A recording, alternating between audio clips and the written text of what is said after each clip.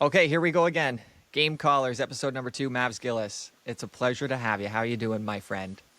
I'm good. It's good to see you, Troy. It's You as been too well. long. It has been I flew by Port Hope on my journeys and we didn't get to cross paths. So No, this is the best part of the conversation.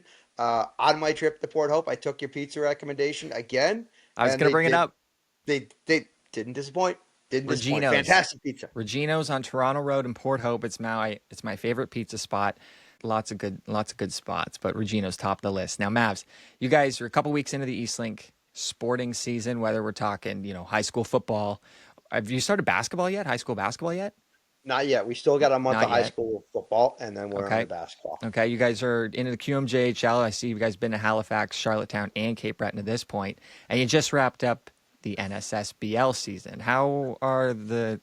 You're into the swing of things. How are you feeling at this point in the season? Um, I'm feeling great. It's again, we're right back at it, Troy, Yeah. and back-to-back weekends in Cape Breton. Followed, there was the this past weekend was drive down to Sydney Thursday, interview the Roman and Elliot L'Italien, shoot some content at Academy football practice, edit that Friday morning for our game on Friday, drive back to Halifax, and then Sunday drive to Truro for high school football, and then back for Thanksgiving Monday to have some time. So Troy, you know all about that fun. Yeah. We're right back in the thick of it with the crew at Eastlink, and Aiden still refers to himself as New Troy. Just so you know, He still does. he still Oh, does. When we're talking to football coaches, like, "Hey, I'm Aiden. I'm New Troy," and they recognize that. And Aiden's got MHL hockey tomorrow, so he'll be referring to Phil Fife and John Greenwood as, "Hey, I'm Aiden Robertson, New New Troy." Troy.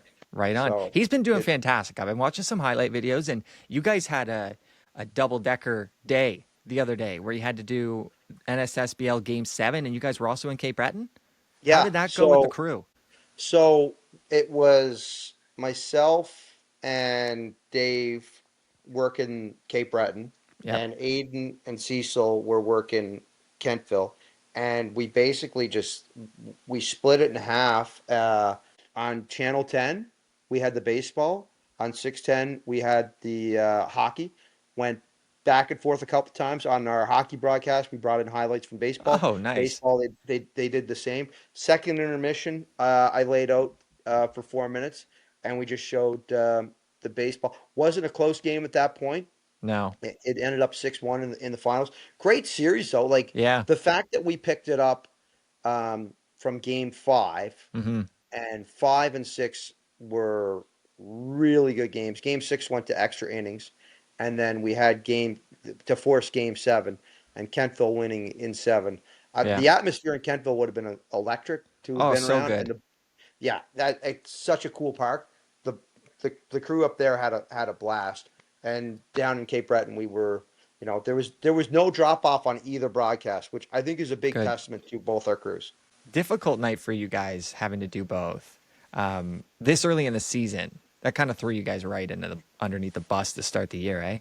It did, but I'm like when we went to Cape Breton, it was kind of old hat for me to like Matt just said, "All right, Mavs, you're doing hosting intermissions and play by play." I'm like, "Yeah, okay, sounds like a typical Cape Breton game." But Yep. Kernu was on the ice. Kernu did the coach interviews and hopped out of the booth, out of our in between the glass, No way. to get on the ice and do the pregame interviews, and he stepped up quite a bit. So Okay, well, Dave was more than excited to do that. yeah, explain that process on what your regular script looks like versus um, him having to fill in now. So usually with us, we have our host do a player interview on the ice before we do our pregame. So we'll do tease off the top. The tease estate, that's the Troy Langstaff legacy piece right there. The Yeah. tease off the top, and then we go into a highlight player. We roll the interview that was pre-recorded, away highlight player, and then roll the other interview. So usually the host gets those and keeps rolling around, running around, doing things, and in between in the during the periods, host will go on the bench out at a TV timeout to do a live question with the coach. So Dave, who is in between the benches in Cape Breton, roll out, ask the coach a question, and then I would fill in with with my thoughts and into the commentary while Dave was going back Until he got around back. and back in on the booth on the headset. Yeah. So Oh, that was that's it, good. it was again everyone was very excited for it. Dave was grabbing the players for our off ice interviews, so had a chance to talk with Thomas Lavoie on that night. I still haven't got to see Tommy Utah in person because we've been in and out so quick. But he was talking about how he wants to see my new cut because I had the mullet and Oh, now it's all gone. yep. So I'll it's have to kind of the throw in a talk of the photo. league. I was walking around. I was walking around Center 200. People had. I was walking past people who did not recognize me with my beard, and Really? yeah, that was really Wow. strange. So, but then they caught on quick. You flipped it right up. You started growing out the beard and then got rid of everything up top. You just did a full 180. It's a full whoop. Yeah. It's a whole So I new got the world. beard going now, and the hair was gone. The crew in our bullpen were the ones that said, "Mavs, you got to grow with the beard. If you're shaving the head, you got to grow with the beard." And so went away on vacation for a week, came back, and had this thing going. This is my first time outside of a little Dirk Nowitzki goatee I had in like the early 2000s, and in COVID I had it for a little bit there. Yeah. This is the first time we went with a full beard, so it's been Well, a you're whole looking new sharp. experience. You're looking Thank you, sharp, my man. I friend. appreciate it. I We're appreciate gonna it. we're gonna dial the calendar back a couple of years for you. So you go to school at, I'll let you say it. The Cape Breton University. Okay, thank you. So you go there for communications, you finish up there, and then you go downtown Nova Scotia to Halifax, NSCC. What was the big push for the sports broadcasting? At what point were you like, yeah, this is I want to do this? Always there, man. It's been Yeah. always there. Distant cousin from Danny Galvin, and that got told to me early, so that was a big push. But was always around a microphone around sports in junior high, high school. You do the commentary on the video games. You do the commentary on the street hockey, and at UCCB now the Cape Breton University. Mm-hmm. Day one starter at varsity public address announcer, and was there for the whole time. And thankfully, you know what, Cape Breton Athletics, I got more of an education in the athletic department than I did the classroom. And that's not to say anything wrong against the classroom, Yeah. because I learned quite a bit from working in. I learned a magnitude of knowledge from Well, working with the pros at the that's athletic what it department. is. That's what it is in the industry, right? You learn all you want in the classroom, but until you actually get a microphone in front of you, you're not really Mhm. learning a whole lot. It's all about Yeah. reps. It's all about the It, reps. it's definitely all about reps, and as you say, it's about the connections. It's about putting in the work. It's one thing to get a 92 on an exam. It's another thing to be out there and having people in the industry or people in the local community be able to say, "Oh, I can trust this fellow with a microphone. I can Yeah. trust this person to be pro. I can trust them to be able to get over what we got to get over." You mentioned you used to call like playing video games, out playing street hockey. Did you actually playing video games? You used to, maybe mute it or 100, something and call your own game? 100%, That's 100%. like my story. I remember being in my first on-air class in school and they went around and said, why do you all want to do it? Why are you here? And that was my story. Was when I was younger, I'd be playing NHL and I wouldn't necessarily mute it, but because the players' names are on the screen in front of you, I would like start calling the game. And my twin brother Travis got so annoyed by me doing it. He would like record it with the intentions of showing everyone, all his buddies, to like get me to stop doing it because it was embarrassing. But I literally did that. So that's cool to know that you also did that. Oh yeah. Again, and it's kind of a breeding ground as well though, because it's like Yeah. it's right in front of you, and your era, you have commentary in the video games. My era, outside of a very select few video games, Mm-hmm. we did not have the commentary in on Super Nintendo or Sega Genesis, or even as far back as Nintendo Entertainment System. Blades of Steel had gets the pass, Yeah, it's the and then same tone, and same then they'd phrase. say fight, and you'd fight. That was all you had for commentary in Blades of Steel, and but yeah, that's a big part of the start, and table hockey as well. Calling my own table hockey, playing Mm-hmm. dad, but yeah, big time. That's you don't stick your toe into it and think maybe I could, Mm-hmm. maybe I should give this a shot. It's Yeah. in you or it's not. Yeah. Babs, when I first started at Eastlink, You threw so many wrestling references my way. I was like drowning in the bullpen, being like looking at other people going, is anybody else getting this? Is this as crazy as I think it is? Why do you like wrestling so much? Well, one, I love doing that because it was getting you like wondering what was going You on. just like screwing with me. I like messing with you because it was I loved you right off the hop. Okay, Right. first and Well, foremost, good. I'll say that. Um, Wrestling though has always been like, you talk like the wrestling stuff has actually also been when you talk about calling video games and being in that world of broadcasting, wrestling's right there with sports. It's Oh always yeah. been I'll in agree with in that. my Yep. in my wheelhouse. Goes back to in the early 80s watching the Maritime Territorials, like Atlantic Grand Prix, and my mom explained to me why Hulk Hogan is not showing up on the local promotion in Halifax. Um, Little Mavs is just crying, waiting for him to I, come I out. I couldn't understand why Hulk Hogan wasn't showing up on Atlantic Grand Prix Wrestling. I didn't understand it. And mom was like, "No, Hulk Hogan's not on this one," because everywhere around the world it was Hulkamania at that time, Hmm. and wrestling's on the air. I didn't understand why Hulk Hogan wasn't going to take on Leo Burke or the Beast or the Cuban Assassin. You know those guys, right? Yep. Every single Yeah, one of them, exactly. actually. Yeah, for Exactly. sure. For Yeah, for sure. sure. But wrestling is such great, and even the older you get, it's some of the best storytelling in media. You've set it up so that it's two people with a conflict that have agreed on a date when they are going to physically settle this conflict. And the story just keeps going on and on and on and on. And it grips you and it keeps you held in tight. And the elements of storytelling, the elements of selling, the elements of marketing, everything that draws you into that, you're looking at wrestling. And the thing I hate when people say, when people say it's not a sport, it's fake. It's like, one, I like the term predetermined. You know that. Oh I yeah. like the term predetermined. But if you look at pro wrestling in the same kind of vein of sports as a rhythmic gymnastics, as a pairs figure skating routine, in that you have the same type of storytelling, you have the same type of athleticism, and the same type of teamwork in trying in the execution of these maneuvers, of these moves, of drawing the emotion out of you. And the the better you do that, the better you are in the sport. That for me, just if you can, you're not looking at the sport as who's getting their hand raised in a 1, 2, 3. You're looking at it as a sport of who can get the best emotional interaction and the best emotional response out of Yeah. you.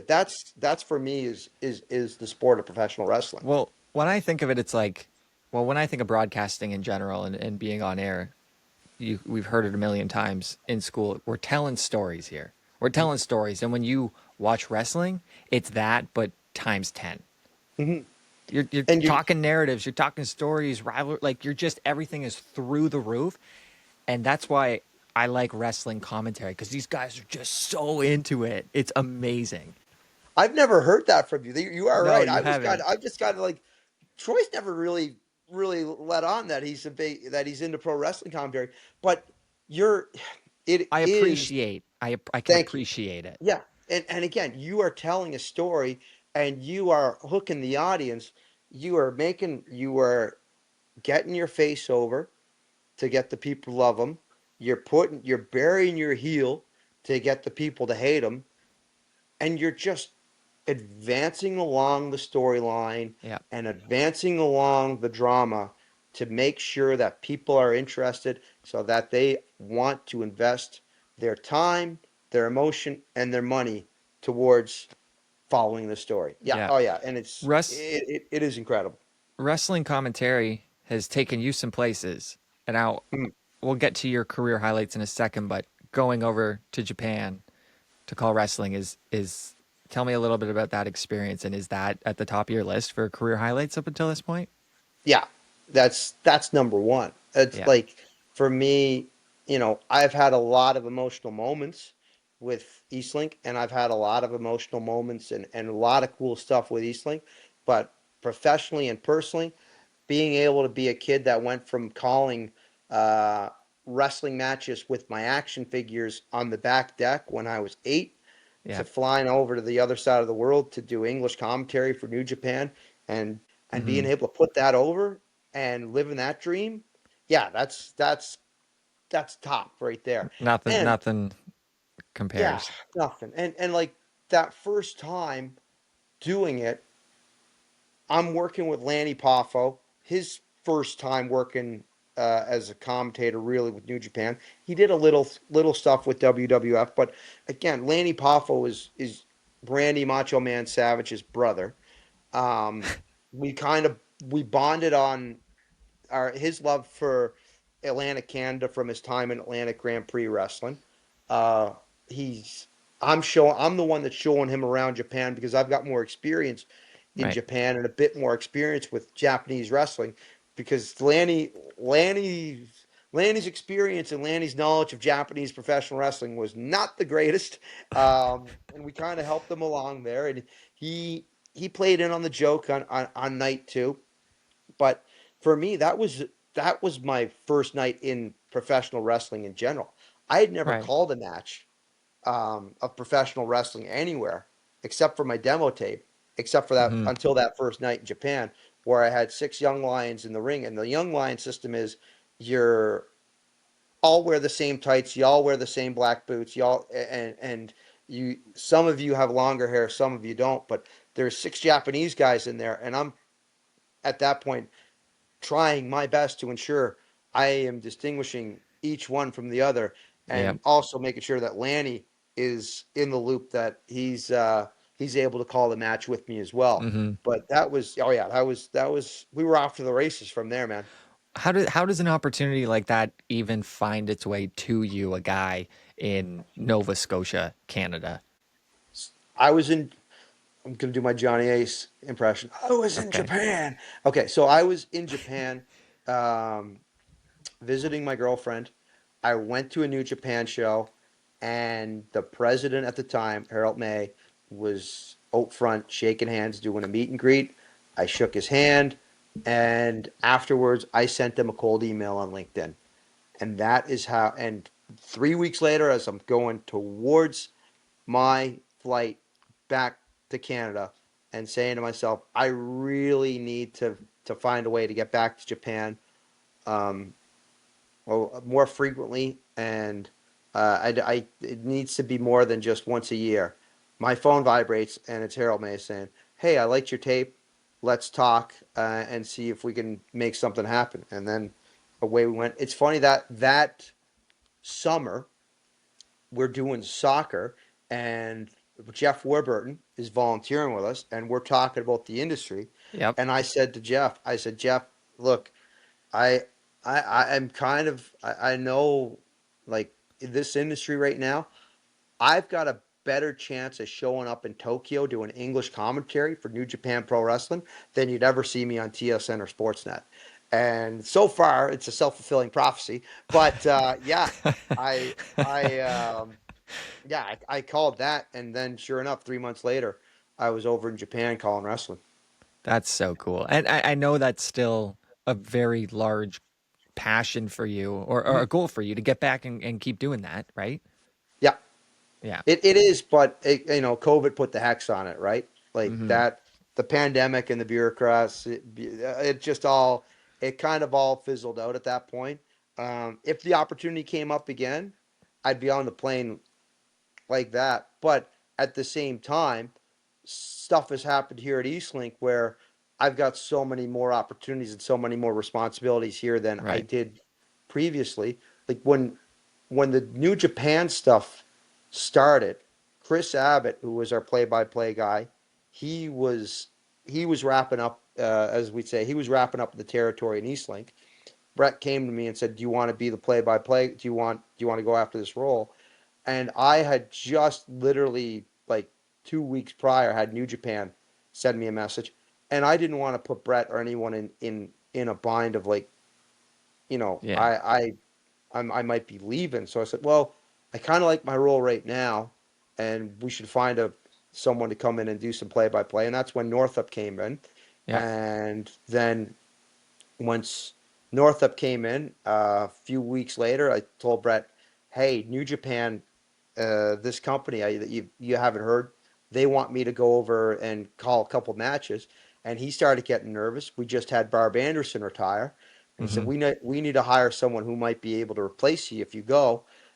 There's this girl at Mount Allison. She's pretty good, and that's we could give her a full-time opportunity. And that's when Kenzie came back from Ottawa. Worked out pretty good for Yeah, it Kenzie, eh? worked out pretty damn well for her, didn't it? It, it worked. You know what? I'll say that it worked out well for the three of us because in that time, things became fun again. Things became a lot more fun at Eastlink with Right. Kevin there, with Kenzie there. We started filming our own like half-hour office gimmick up in the corner of the office, and Yeah. that we put that live on Twitter. We do it before games, and it was really like a point of emphasis for mine to just have fun with our crew and have fun with each other because we're in sports and we're doing broadcasting. The tools are all around us. Let's have fun with it. Let's not handcuff ourselves to just like when the red light's on and then the red light goes off and we, Hmm. we shut it down. Troy, you'd know, like when we're having fun, it will come through the camera, right? Definitely. Well, that's what I was gonna say. Is that what you're talking about? That core three, if you will, of you guys having fun. I felt that when I got hired, and it was really like, holy smokes! Like we got a lot of creative freedom here. We can do what we want, and I felt that. I think it was. I don't know if it was. It was my second football season with Eastlink, and I was like, you know what? Let's lean into this fully because I know at the end of the season, there's a chance I might move back to Ontario. So I'm going to get some good stuff for the demo. We're going to create some good content. And that's when I kicked off the extra point with Troy and just went to high school football practices and was just doing the fun stuff, having some fun with the kids, getting them to smile, getting them to laugh. And our managers loved it. They were like, yeah, that's fantastic. And I was like, this is so sick that I get to do this for a job. Absolutely. And Troy, and again, it was the evolution with you was you really found your voice, and we like the one that I always go back to is Mr. 200. Like Uh, you, yeah, you were keeping a spreadsheet of all the games you did, still do. and then what you still do, which and I love that. I wish I did that because it would have been so cool to have that record and be able to go back and remember stuff as opposed to be trying to pick things out. But when we're having fun doing it, Yeah. it's to be entertainment and ensure that people that are tuning in are able to relax and enjoy what they're watching, not That get was caught in the something that stress of it.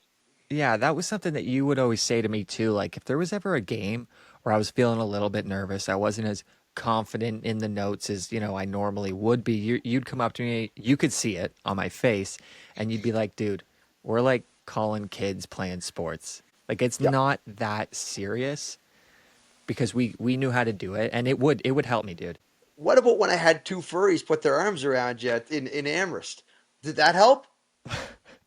I don't think my face has ever been more red in my life, Mavs. That was so I don't even want to say uncomfortable. It was like, why are you doing this to me right And now? and that right there at the end of it, we were like, "Why did you do that?" It popped me. I like it was done with such love.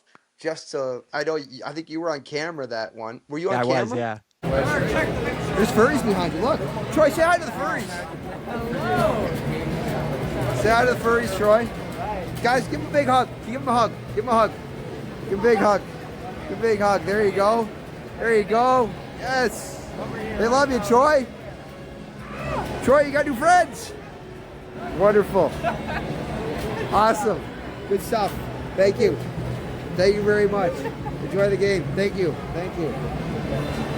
Why would you do that? Why would you do that? Yeah. It was just done to loosen you up and just make sure that. But yeah, Yeah. the two furries come up. They furries in the middle of Amherst. God bless you. You're doing what you love. Yeah. But yeah, they got to meet Troy. And even the Mr. 200 thing, like I look back and what were some of the more fun nights that I had doing that? Well, it would have been the QMJHL, my debut. It was the Mooseheads home opener that one year. It would have been my first TV game over in Cole Harbor. They were taking on the South Shore Mustangs, whatnot. And then it was a night like that where during Ice Jam, you and I and Greg were in such a great flow of things because we were doing 2 games a day for 4 days, and I had slid that 200 into like a conversation, and you and Scott were like, whoa, whoa, whoa, whoa, whoa, whoa, what? And then you guys bit on that. We're like, we're gonna do something. It totally escaped my mind. We're coming back from commercial break during that game, and I was talking to Scott. I'm like, Scott, what are we coming back to here? And he goes, we're going to Mavs. We're going to Mavs. And I was like, oh, okay. And then I kind of looked at Greg and was like, why are we going to Mavs? Like, that's not what we're doing. And then the music comes on and you get right into it, the graphic. And I'm like, oh my God. Hey, I guess these guys like me, Oh, yeah. Yeah. And again, and Greg had the cookie for you. Yep, he did. He had a cookie for you. Yeah. And God love you. Monumentous occasion here at the Cleve Source for Sports East Coast Ice Jam. The milestone has been achieved. Mr. 200 Troy Langstaff. Those games do not include in-house PA or sideline reporting. He's the 7th quickest in Eastlink history to hit that milestone, and he's the first member of Cheaper by the Dozen to be amongst us here. Cheaper by the Dozen 2, beg your pardon. There he is, Mr. 200 games. Look at him up there. Oh, it's a monumentous day. The cards go flying.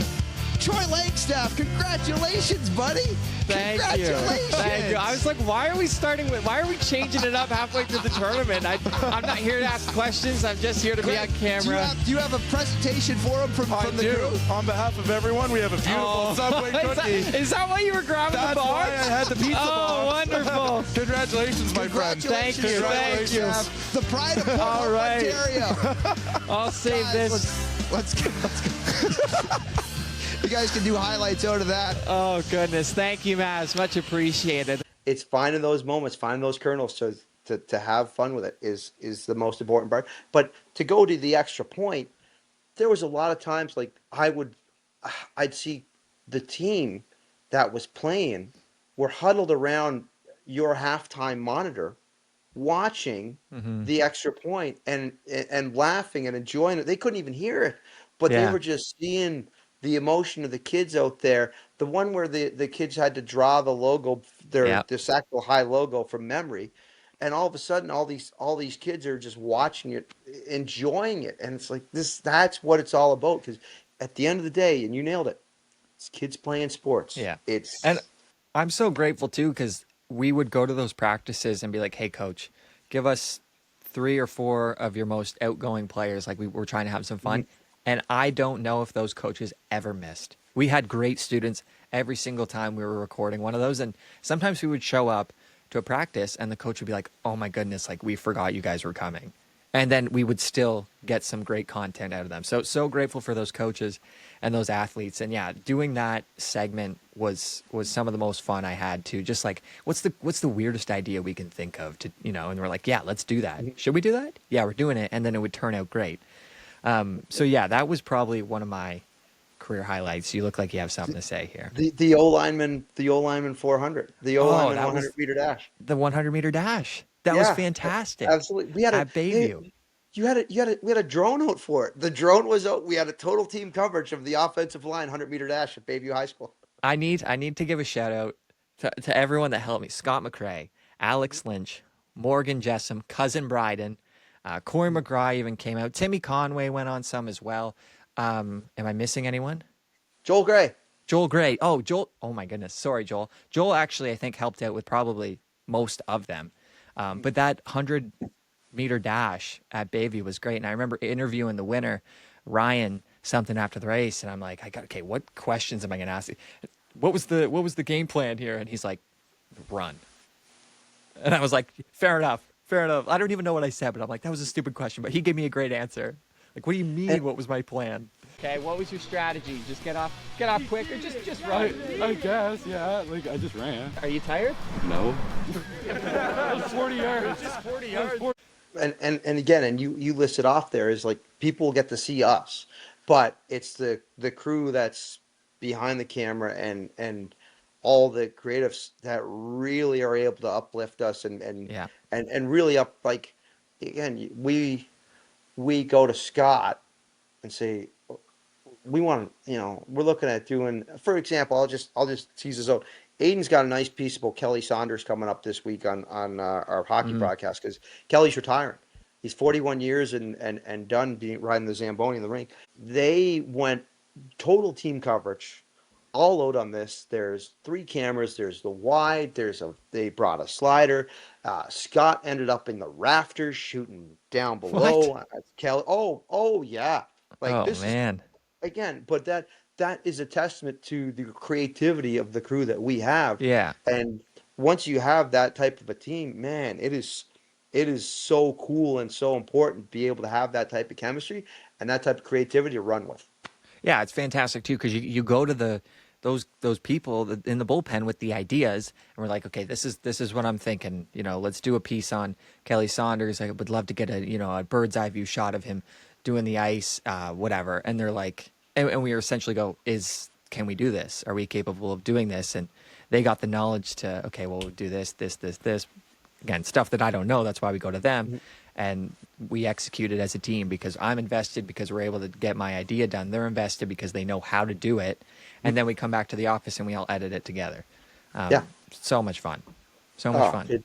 I've talked a little bit about some of my highlights during my tenure at Eastlink, but aside from the wrestling in Japan, what jumps to the top of the list for you, whether it's, some big high school moments or maybe QMJHL finals, because there was a lot of appearances from the partner teams. Yeah. Being at center ice with Patrick Waugh after he won the President Cup and being the first English interview with him while RDS is still on. They're waiting to take the team photo, Yeah. and there I am interviewing Patrick Waugh. I've been told by good sources that in the RDS truck there was cameras pointed at me, and they were all screaming in French trying to figure out just who I was. Who is this guy? Yeah, who is this guy? That's been really cool. Building the relationship up to the point where I'm doing the English podcast with the Q's also been Yep. been a really cool project as well. Putting that over has been great. Like outside of wins and losses, I'll think about like the night Declan Smith scored a game winner 3 days after he lost his mother to cancer, and that in itself was an extremely emotional moment. Being Mm-hmm. there with the stick and interviewing him, and keeping it brief and letting him get his emotions out there. Those are those once in a lifetime opportunities, and those things that you remember and they stick with you. Like, man, those are the powerful moments. Take us through the play. Take us through the emotion and what that goal meant to you. There's no words. Coming into this game, that I didn't know what to expect, and I, not for a doubt, knew that my mom wouldn't be there with me tonight, and it's pretty emotional, but I'm speechless. It feels amazing. This team's been here with you the whole time. I'm going to let you go celebrate this with them again. Declan, we're proud of you. We're with you. Congratulations. Thank you very much. How do you balance big moments like those, knowing, hey, I got to do my job here. It's a sensitive moment, but in reference to your point being like, well, it's just kids. Because you got to hit that note. I think there's an aspect where you just know it, right? And you're in these spots like Troy. If that was to happen to you, I know you'd handle it, right? If that was to happen to someone that it's their first game ever, well, buddy, this could go weird quick. There are nights where we all make mistakes, right? You're on air and you're talking, you're yapping for, hockey games 60 minutes long. Whether it's a mistake that you say a stat incorrectly or there's a graphic up that's incorrect, when there's mistakes on air as a broadcaster being the one that's talking, how do you correct mistakes or sometimes just let them go depending on the gravity of the situation. It really depends on the gravity. If it's really egregious, yeah, you got to come back and fix it.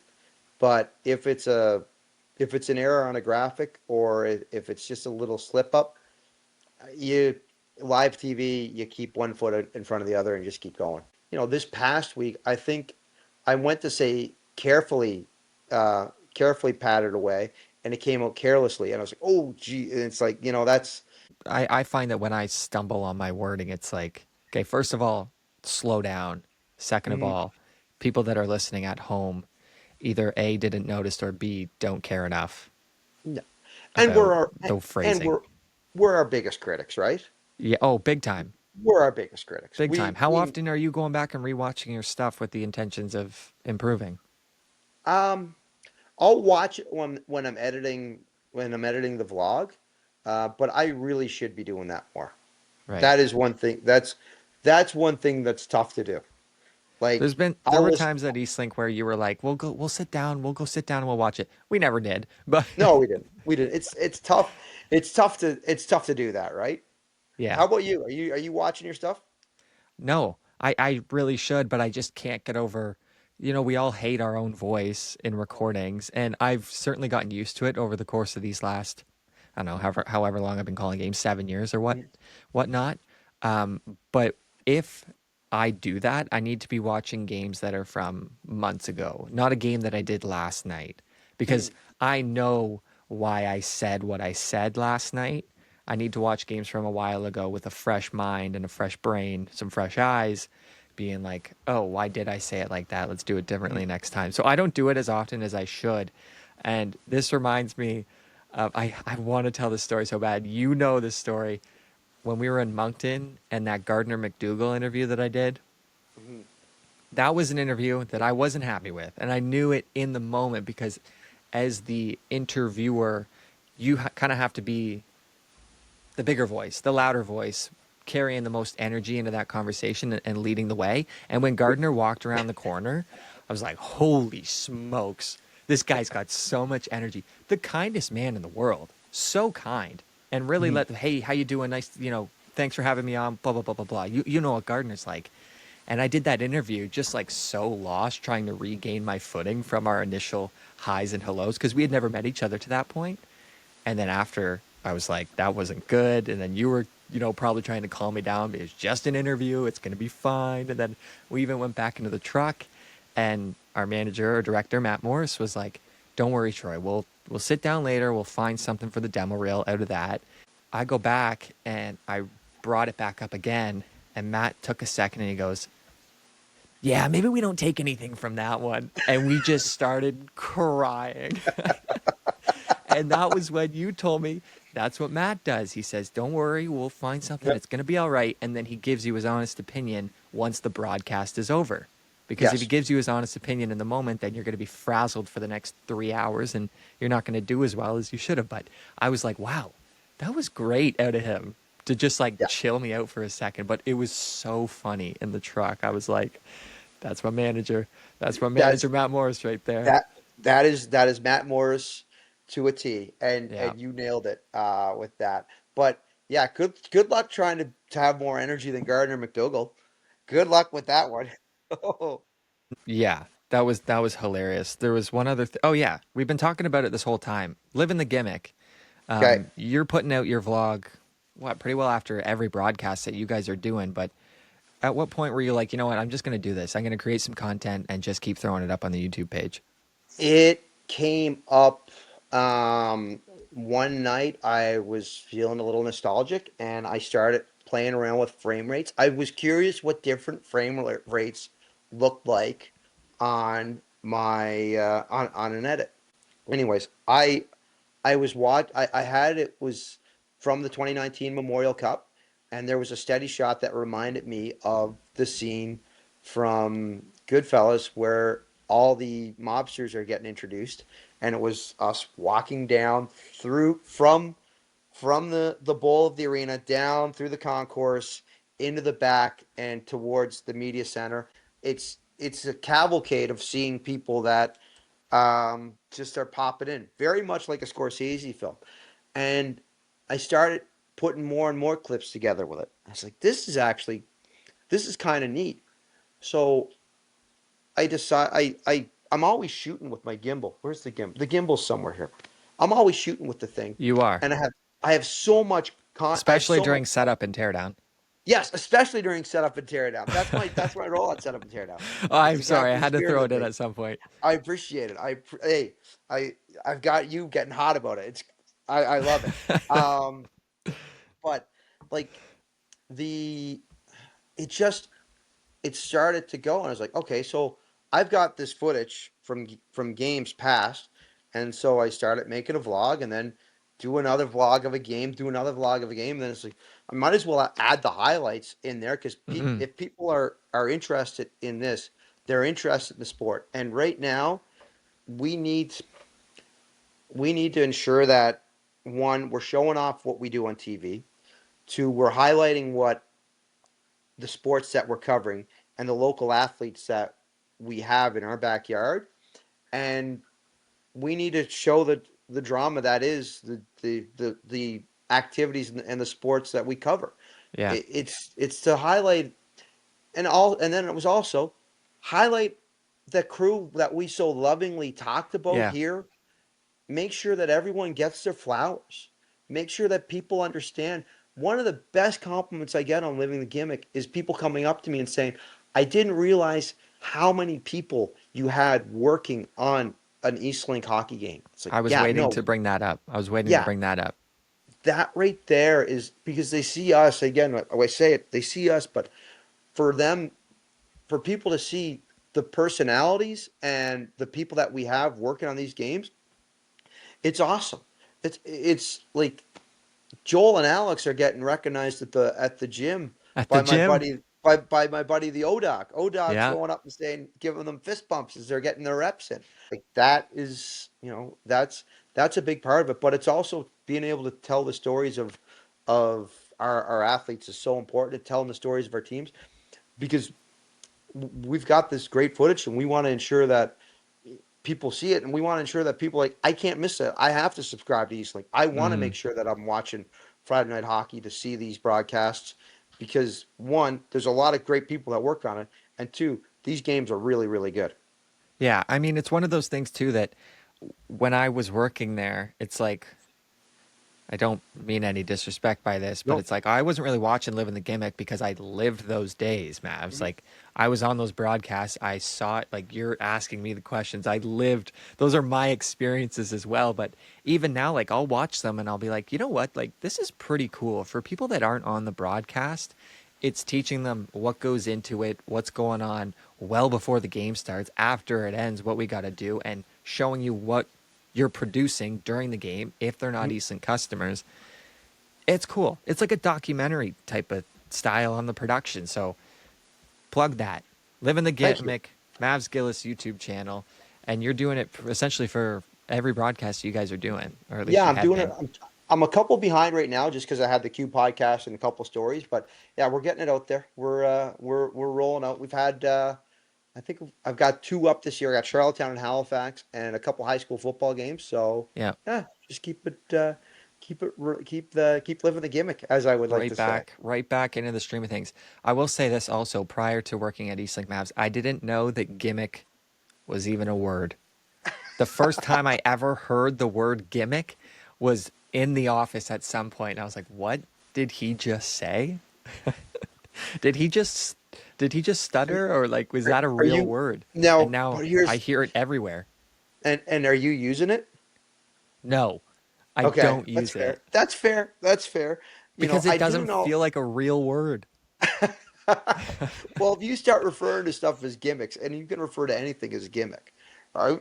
If I know. That's the whole point of it. It's a it's a filler word. You say, you point at the soundboard. Can you turn that gimmick down right there? They'll turn it down. They'll know exactly what you're talking about. I appreciate your time. It's been a pleasure. Good luck the rest of the season, whether you're covering high school football, basketball, Q hockey, junior A hockey, and any other one-off events that Eastlink likes to cover, whether it be the Parade of Lights or New Year's. It's the best time of year, buddy. It is the best time. Take care, brother.